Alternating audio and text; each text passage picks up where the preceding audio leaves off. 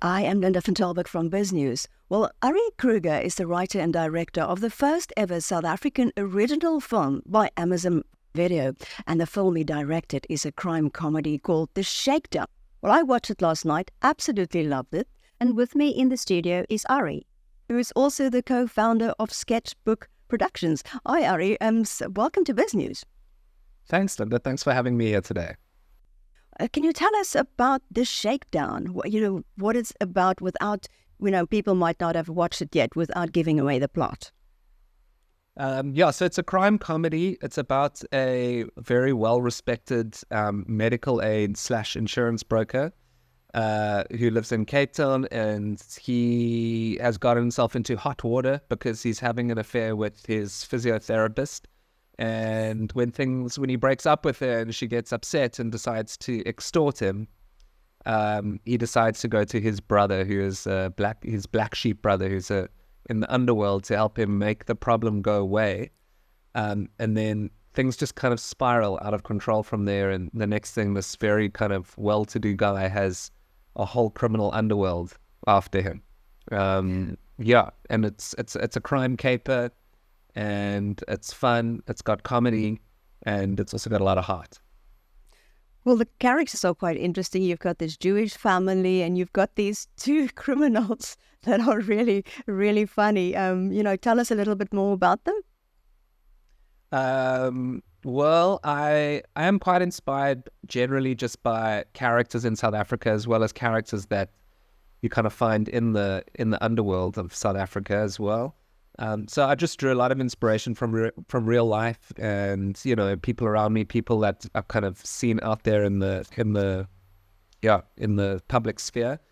And then when it came to casting, we cast quite far and wide. We were lucky to get Carl Bierkus, who's an actor residing in LA, and Emmanuel Castus, who plays his black sheep brother, and it also helped that they are actually old friends. So the chemistry they had between the two of them, I think, really shows up on screen. My wife, Julia, who, we've collaborated on a lot of projects before, Suzelle and Natalie's Diary series on Showmax. Julia plays Justin's wife, Natalie.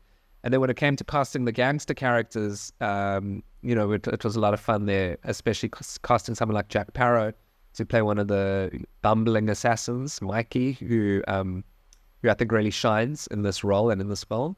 And then Milton Shaw, who's also an old friend of mine who I know too. He's very good at playing dangerous as well as funny in the same way. And so he plays this relentless assassin, Henko, who comes after the guys. So we had a really fun-filled cast. Well, I have to say that Carl Bierkus, the main character, is brilliant. And you really put him through the ringer. I mean, ice baths, long swims in the sea. And, he takes to it without hesitation. So, how come you chose him for the role? It was quite a tricky casting because the character of Justin is somewhat unlikable.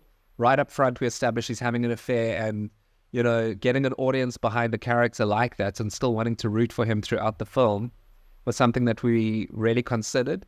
So we needed not only a leading man, but a leading man who was funny, as well as a leading man who was instantly likable, even though he was going to, off the bat, be quite an unlikable guy. And I think Carl he was able to pull all those three things together. And therefore, he was just, from my side, he was like the best person for the role. So do you think it would have global appeal? I hope it does have global appeal, I really leaned into the South Africanness of this film, not only because South Africans love to see ourselves represented on screen and to see the South Africanisms come through, but in the same way that New Zealand comedy has become very, very much globally accepted and showing up in all kinds of Hollywood films and TV shows, I feel like South Africa has a chance to do the same. And so I believe that our South Africanness is our currency. And I think that's hopefully would make a global audience lean in a little bit more and find it interesting, just that these are, who are these weird people from South Africa? But then, of course, it's got global themes. Family's a very big theme in this film, and it's also got all the elements of like crime and comedy, and I feel like South Africa also has got our own kind of brand of comedy, which I really try to put into the film too. So yeah, absolutely. I hope that it is able to translate and do something globally. So what kind of response have you had to it? South Africans so far very much love the film. It's done very well here. I haven't had any stats shared with us yet from Amazon. I think that's still coming. But certainly it's got a great response from South Africa. And then, globally, they're definitely getting some positive reviews as well as comments too. But I don't think I'm not sure how much awareness there is of the film globally. There was far more awareness of it locally. So, just with the way streaming goes and how quickly things being uploaded onto the Amazon platform, within a few weeks, our film can already kind of get pushed aside or buried in the wash of all these new titles that emerge on the platform. But hopefully, if people like the crime comedy genre and, I don't know, it recommends the film to audiences globally, that's a way of people seeing it. But I have seen via platforms forgotten my favorite app, Letterboxd. Letterboxd is a filmmaking social media platform where you can kind of log the films you're watching and you can see what people are watching. So there have been some reviews that have come through there, which have been from all corners of the world, and there've been some positive ones that have come through from very strange or very unusual territories that I wouldn't expect people to have watched the film in. Well, can we go to the filmmaking process? So, how did it come about that Amazon Prime Video has commissioned this? So we actually were fortunate to get in early with Amazon Prime. As they were starting to look to South Africa, they had decided they wanted to come here and wanted to set up shop here. So they were starting to chat to different production companies about projects that were floating around. And we started chatting to them fairly early in that process. I heard that when they come to the new territory, they always do the LOL show first, which they did with Trevor Noah, which is when the comedians are all in the house. And then apparently the next thing they do is a comedy. And I think timing just worked out that we were already developing this film. I'd started writing the scripts. And when we pitched them a couple of projects we thought they might be interested in, this is the film that they showed expressed interest in. And then they asked for a script. And so we had to get them the script, and things kind of moved fairly swiftly from there. And then they hadn't even fully set up shop here but they already had decided, let's get this one out the gate first. And we were just fortunate to have gotten this film commissioned quite early on in the process. So what difference does it make with Amazon involved? Is it a bigger budget? More time? It certainly did mean bigger budgets, having Amazon commission this film. It came with great creative support as well as production support.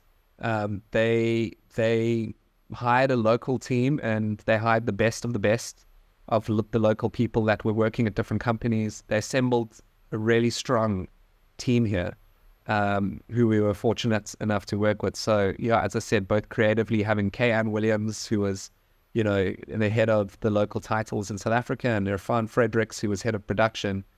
Just having those guys as supports throughout the process was incredible. I'd work with them again anytime. And then, of course, it came with international support too. And that meant also an international way of working. For example, they felt quite strongly that we should only do 5-day weeks as opposed to 6-day weeks, which is the norm in South Africa. So that meant, crew weren't exhausted, and we could actually, work at a good pace. And yes, it also came with financial support, which certainly went a long way. Does this mean the big streamers have found the South African filmmaking scene? You would hope so, but you would hope so. I mean, Netflix is also here, and they are commissioning work, and and putting out a lot of South African titles, and have had success with some of the titles that they've put out. Amazon, as I'm sure you would have heard, have since retracted from the market for the time being. I still am optimistic that they will come back, but there was a global restructure there as far as I know. I don't know too much about the reasons behind it. So they were only really here for a year, and the film we made was the first commissioned film, and the time being the only commissioned film. But I certainly think, I just think globally there's so much going on with the streamers. The especially after the strikes from last year. The industry is going through quite a big slump worldwide. But all that said, there's still huge potential with the South African content that's being made here. Obviously, all the stories, the talent, we've got amazing crews. So I'm very optimistic that there still is no better time to be making South African films and TV than right now.